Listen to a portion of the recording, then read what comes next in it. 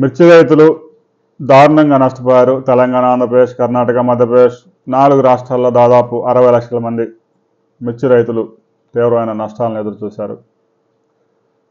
ఇక ఈ ఏడాది కరువు కూడా దారుణంగా దెబ్బతీసింది.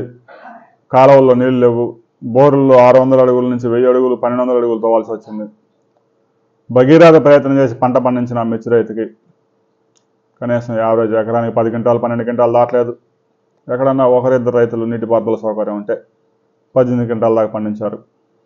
అయితే రైతు కూలీలను బతికించడం తప్ప చేయగలిగింది ఏం లేదు. పురుగు మందుల ధరలు కూడా విపరీతంగా పెరిగిపోయినాయి. ఒక్కొక్క కూలీకి 500 ఇచ్చి మిర్చి కోసి యార్డుకి తీసుకెళ్తే కనీసం 8,000 9,000 అడుగుతూ ఉన్నారు. కూలీ రేట్లు 9,000 అవుతా ఉంటే వీడు 8,000 అడుగుతూ ఉన్నాడు. ఇక ఆటో ఖర్చులు కూడా రావడం లేదు. మిర్చి రైతులు కుదేలైపోయారు. ఇక క్రాప్ హాలిడే గురించి మనం చేసిన వీడియోలకి దాదాపు 1000 మంది రైతులు స్పందించారు. రైతులందరూ స్పందించడం సాధ్యం కాదు. ఎందుకంటే కామెంట్ చేయాలంటే ఈ గూగుల్ మెయిల్ ఐడి ఉండాలి. కేవలం వీడియో మాత్రమే చూడగలరు. స్పందించాలంటే మెయిల్ ఐడి ఉన్న చదువుకున్న యూత్, వ్యవసాయం చేస్తున్నవారు, వ్యవసాయ రంగం కుటుంబాల నుంచి ఉద్యోగాలకు వెళ్ళిన రైతుల బిడ్డలు మాత్రమే స్పందిస్తూ ఉన్నారు. ఇక రైతు సోదరులు చాలామంది వచ్చే సంవత్సరం మేము మిర్చి వేయము అని చెప్పారు. అవకాశం ఉన్నవారు అసలు మిర్చి వేయవద్దు. అవకాశం అంటే గబాలను మిర్చి ఆపడం, పూర్తిగా ఆపడం సాధ్యం కాదు. మేము ఏం చేయాలో అర్థం కాదు. మేము ఉద్యోగాలకు వెళ్ళలేం కాబట్టి 4 ఎకరాలు వేసేవాళ్ళు 2 ఎకరాలు వేసుకోండి. ఇక మిర్చి వ్యవహారం అయితే క్లోజ్ అయిపోయింది. పూర్తిగా క్రాప్ హాలిడే అంటే ఎవడు ముందుకు రాడు. సాగు విస్తీర్ణం తగ్గించుకోండి అంటే కొంతమంది వింటారు. తీవ్రమైన నష్టాలు కూడా రైతుల్ని కుంగదీస్తున్నాయి కాబట్టి వారికి కూడా లైట్ వెలిగిద్ది. కొంతమందికి ఇలాగనే మిర్చి సాగు చేసుకుంటూ పోతే భవిష్యత్తులో మనం ఉండవు, మన ఫ్యామిలీ ఉండదు, మన కుటుంబం ఉండదు. పంటల్లో మార్పులు జరుగుతూ ఉన్న హరిత విప్లవం వచ్చినప్పుడు ఆహారానికే మనం తీవ్రమైన కొరత ఎదుర్కొనే సమయంలో హరిత విప్లవం వచ్చింది. సంకరజాతి విత్తనాలు వచ్చాయి, హైబ్రిడ్ సీడ్స్, దానికి తోడు ఎరువుల్ని రైతులకి అంటగట్టారు. ఇక పురుగు మందులు వచ్చాయి. గడిచిన 40 సంవత్సరాలుగా వాటిని ఎంత వాడాలో దానికి మించి 600% అధికంగా ఎరువులు, పురుగు మందులు వాడాము. ఇక భూములు నిస్సారం అయిపోయాయి. ఇంకా ఇదే విధంగా ఎకరానికి 30 బస్తాల ఎరువులు, ఇక పురుగు మందులు నచ్చినేన్ని తీసుకొచ్చి కొడితే ఇక పంటలు పండే పరిస్థితి లేదు.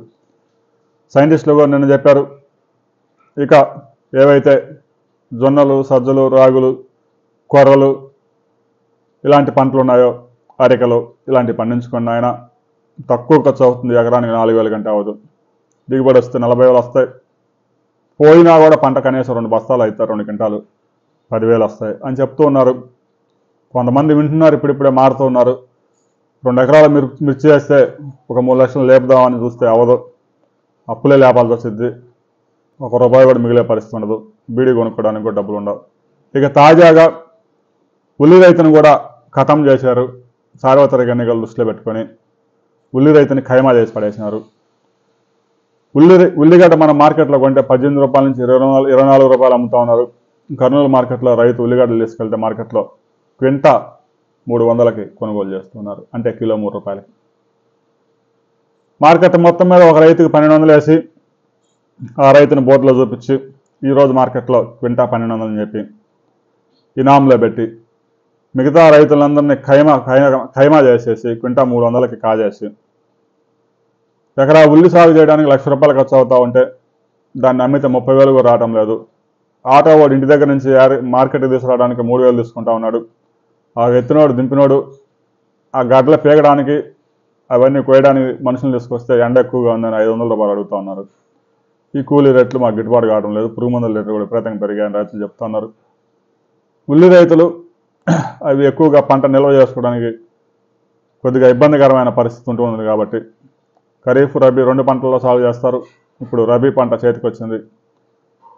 ఈ పంటే మరలా నవంబర్, డిసెంబర్ వరకు ఉపయోగించుకోవాల్సి ఉంటుంది కాబట్టి ఉల్లి ధరలు గ్యారెంటీగా పెరిగే అవకాశం ఉంది. అవకాశం ఉన్నవారు స్టాక్ చేసుకోండి. ఎందుకంటే ఉల్లి ఎక్కడ పడితే అక్కడ స్టాక్ చేయడానికి అవకాశం లేదు. అది ఒక ఉల్లిగడ్డ చెడిపోయిందంటే దాని చుట్టుపక్కల మొత్తం పోతాయి. అందుకే వ్యాపారస్తులు వాళ్ళ గోడౌన్స్లో ప్రత్యేకంగా నిర్మించుకున్న గోడౌన్స్లో స్టాకులు పెడతా ఉన్నారు పెద్ద ఎత్తున. అంటే ఎన్నికలు అయిపోగానే ఉల్లి ధర పరుగులు తీసిద్ది. ఇంకా అప్పటికి రైతు చేతిలో ఏమీ ఉండదు, ఒక గడ్డ కూడా ఉండదు.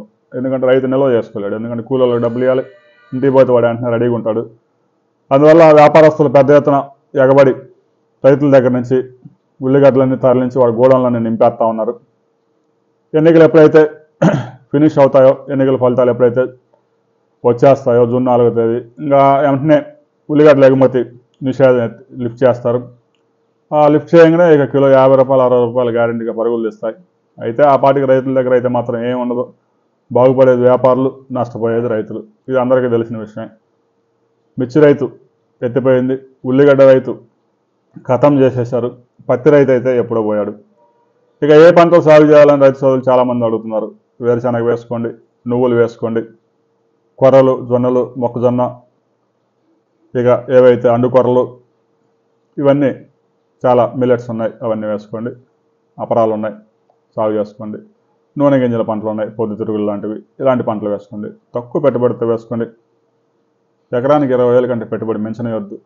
సాగు ఖర్చులు 20,000 దాటిపోతే ఇక ఆ పంటలు ఏమీ రావు. లక్షల ఎకరానికి పెట్టుబడులు పెడితే భూములు ఉన్నవాడికైతే భూములు పోతాయి, భూములు లేనివాడికైతే ఐపీ జెండా ఎగరేయాల్సిందే. రాబోయే కొద్ది రోజుల్లో వ్యవసాయ రంగం మరికొత్త టర్న్ తీసుకుపోతా ఉంది.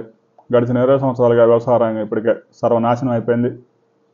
ఇంకా దీన్ని వదిలేయలేం కాబట్టి ఉండి ఒకేసారి వ్యవసాయం చేస్తున్న రైతు ఉద్యోగానికి వెళ్ళలేడు కాబట్టి వాళ్ళ పిల్లలందరూ చదివించుకుంటున్నారు, వాళ్ళు వెళ్ళిపోతూ ఉన్నారు. పిల్లలు సెటిల్ అయిన వాడు వ్యవసాయం చేయడం లేదు. కౌలు రైతులు చాలామంది చేస్తూ ఉన్నారు. కళ్ళు తెరవండి, ఎగబడేయొద్దు. పిచ్చిగా మందులేసి పిచ్చిగా పెట్టుబడులు పెడితే అప్పులు తప్ప ఏమీ రావు.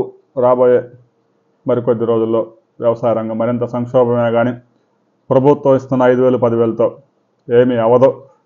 రైతులే సాధ్యమైనంత వరకు సాగు విస్తీర్ణం తగ్గించుకోండి.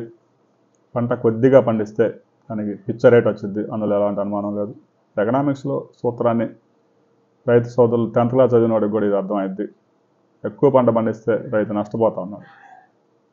ఒక రైతు 200 క్వింటాలు 300 క్వింటాలు మిర్చి పండిస్తూ ఉన్నారు. వద్దు నాయన, పెద్ద ఎత్తున పండించి ఊళ్ళో కార్లు ఎగరేయడం కాదు, నష్టాలు తప్పు. కొద్దిగా పండించండి, ఎక్కువ లాభాలు గడించండి. కొద్దిగా పండించండి, ఎక్కువ లాభాలు గడించండి. వీడియో నచ్చితే లైక్ చేయండి, షేర్ చేయండి. మీ అభిప్రాయాలు, మీ ఐడియాస్ కూడా షేర్ చేయండి.